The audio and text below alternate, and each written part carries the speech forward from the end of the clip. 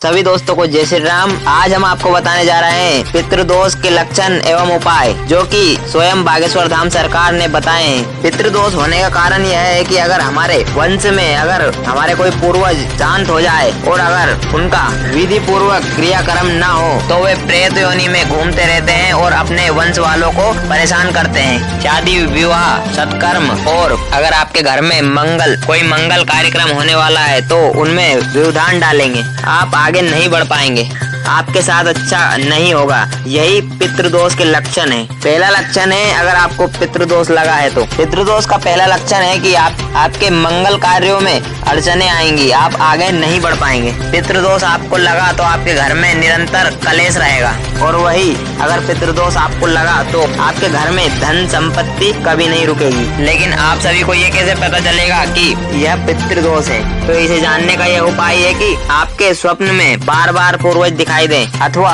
भोजन करते समय यदि आपके खाने में हर समय बाल निकलता है, अथवा बार बार प्रयत्न करने से सफलता प्राप्त न हो, तब हमें समझ जाना चाहिए कि हमारे ऊपर पितृदोष है। हमारे उन पूर्वजों के लिए आपको पितृपक्ष में कुछ सत्कर्म करना चाहिए। दान करिए, ब्राह्मण भोज कराइए, गरीबों को भोजन करवाइए, गाय को हरी घास खिलाइए।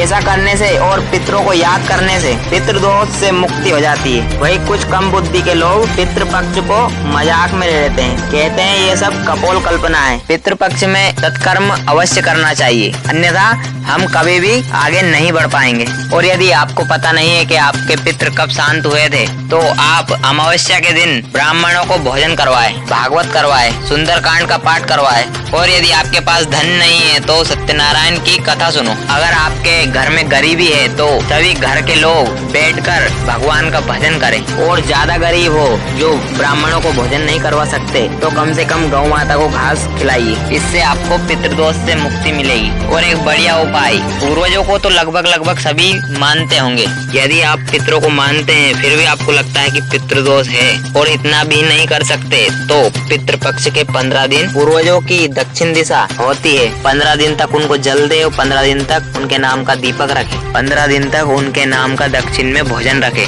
लेकिन मैं आपको एक बात कहना चाहता हूँ कि जीते जी अपने माता पिता की सेवा करिए, उनको खूब खिलाइए। मरने के बाद तो सभी खिलाते हैं, जब तक माता पिता जिंदा जीवित रहते हैं तो उनकी सेवा कीजिए। वो एक कहावत है कि जियत पिता को दंगम दंगा, मृतक पिता को पहुँचाए गंगा। इससे अच्छा है कि अपने माता पिता की सेवा जीते जी करिए। मैं आपसे कहना चाहता हूँ कि पितृदोष के उपाय भी कीजिए, लेकिन जीते जी अपने माता पिता की सेवा भी कीजिए। और एक और सरल उपाय, दक्षिण दिशा की ओर मुँह करके 3 दीपक जलाए और अपने पूर्वजों को प्रणाम करके बोले, हमसे जो भी भूल हुई क्षमा करना, और उनकी याद में 2 आंसू बहा दे। इससे बड़ा श्राद्ध का कोई उपाय नहीं है। तो दोस्तों, ये सभी उपाय पूजनीय श्री बागेश्वर धाम सरकार के द्वारा बताए गए हैं। ऐसी काम की और बड़ी खबरें पाने के लिए अभी हमारे BDR आकाशवाणी न्यूज चैनल को सब्सक्राइब करें। जय हिंद, जय भारत दोस्तों।